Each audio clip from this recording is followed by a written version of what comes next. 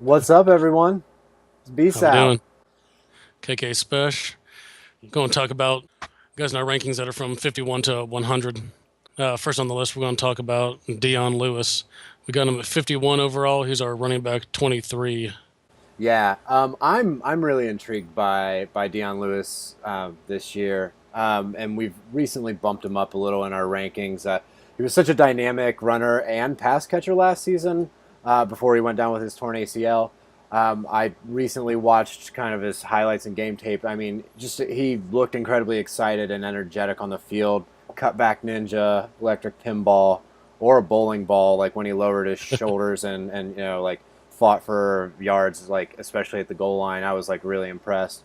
Um, Blunt might get more goal line carries, but he's pretty meh. Like so, I think Dion really might pick up where he left off last season. Yeah, he was definitely one of those waiver wire gems. Yeah, he was until he went down and like broke some people's hearts. So Yeah. yeah, next up we've got Tyler Eifert at 63 overall, our tight end five, and he's been a controversial guy. Yeah, I think we had him at tight end number 4 overall, and we had to drop him down because of that injury. He's going to miss week 1 at least. He had 13 TDs in 12 games last year, and that's pretty good. And he's going to be even more involved with the loss of Jones and Sanu. They're going to have a hard time replacing them with Brandon LaFell, who can't carry and he can't catch any balls, and Tyler Boyd's a rookie, so it's going Yeah, to land on his shoulders and AJ Green. yeah. I mean, Roto World did a little breakdown, and Eifert was the most efficient scoring receiver in the entire league, like of any pass catcher. So, like that kind of sticks with me. Like, his upside is enormous. That's probably not sustainable, but if he's used more, then yeah, he's got some high ceiling. Yes, he does. We want to stay with tight ends. We got Kobe Fleener. This dude's been hyped a lot. We got him at 66 overall. He's our tight end 6, so right after Eifert. Yeah, he has been hyped a lot, and I mean, we bought in a little bit to it. So we want to temper some expectations on Fleener, but there's clear upside. Like, he's not Jimmy Graham, but he hasn't played with a guy who values his tight ends as much as Drew Brees. Uh, at the same time, like, remember when CJ Spiller was good and then was bad, and then went to the Saints and just never panned out. I mean, Fleener has shown he can be good, and I don't think he's a fluke like Spiller was. I think Spiller's just washed up. I wouldn't expect him to be like the tight end one overall, because he also has Michael Thomas for red zone competition and some more very talented wide receivers on the team.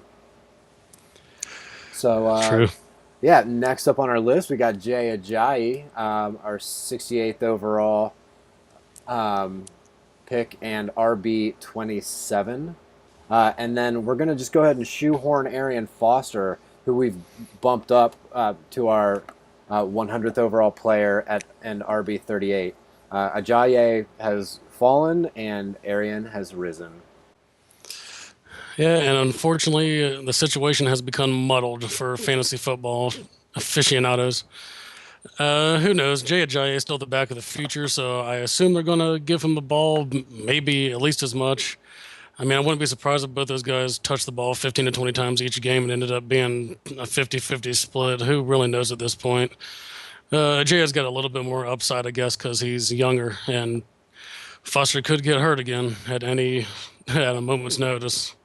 Yeah, and Foster's yards per carry like really dropped off before he got hurt last year, but he was like a really efficient receiver, which is kind of like where Ajayi is lacking. So I think it's worst for Kenyon Drake. Hopefully Ajayi retains some of his value, but having Foster there who can pound the ball and in theory could bounce back and makes it tough and definitely drops him down. Yep. All right. Next, we're going to talk about Corey Coleman. We get to talk about a Browns player for once, which is kind of weird. We have him at 85 overall and wide receiver 35. Yeah, yeah. Kent hates himself any Browns player. It doesn't matter what his name is, but Corey Coleman was the number one, wide receiver off the board in this year's NFL draft, and that's for a reason. He's like very talented, very fast. And I mean, he's the top offensive weapon for the Browns as far as anyone can tell. But what does that mean? Like, if RG3 blows and, they can't put together, a functional offense, then he might not be worth that much. But he's going to have some good games. He's going to get fed probably. And I have faith that Hugh Jackson is, if not going to turn the Browns around immediately, at least going to make the offense, better. Like, so Yeah, we'll see. Corey Coleman does have Barnage there. Like, to be fair, Barnage probably is the number one option. But I as think, far as wideouts go, Coleman, yeah. And yeah, I mean, maybe Josh Gordon comes back. Who yeah, knows? Apparently, they have a exactly. package in place now for Terrell Pryor too. So, not that I really believe Terrell Pryor is going to do much, but Hey, I mean, who knows? It could just be taking away 2 targets from the guy, and that might end up being a catch. Which I don't know if that really matters that much. It's on the Browns. yeah, it's the Browns. So moving on. Um, we've got Amir Abdullah as our 86 overall player, RB 33.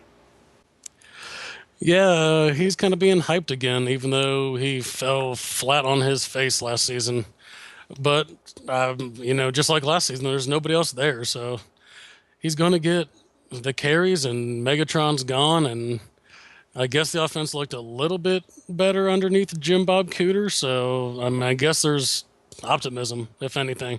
Yeah, I love it anytime I can give a shout out to OC Jim Bob Cooter of the Lions. And I mean, he had them looking a little better, and Abdullah's efficiency definitely, bumped up. He was like 4.2 or 4.3 yards per carry, and it went up to like 4.7 over like the last so many games with Cooter. Beat writers are saying he's going to get the first crack at the job, and the Lions might, have a more balanced offense this year. We shall see. All right, and last but not least, we're going to talk about Kevin White, who might actually see the field for once. We have him at 92 overall, our wide receiver 38. Yeah, he's the mystery man on this list, more so than anyone because he's never played a snap in an NFL game. But he was drafted 7th overall by the Bears last year. I think only behind Amari Cooper, and was it immediately needed shin microfracture surgery in the preseason, caused him to miss his entire rookie season. Yeah, but there have been a lot of rumblings and rave reviews, somewhat mixed, but I think some people are really impressed by his potential and think he's got a shot to be something special and possibly the future, for the Chicago Bears, a wide receiver over Alshon Jeffrey. But at the very least, a nice compliment to him this year.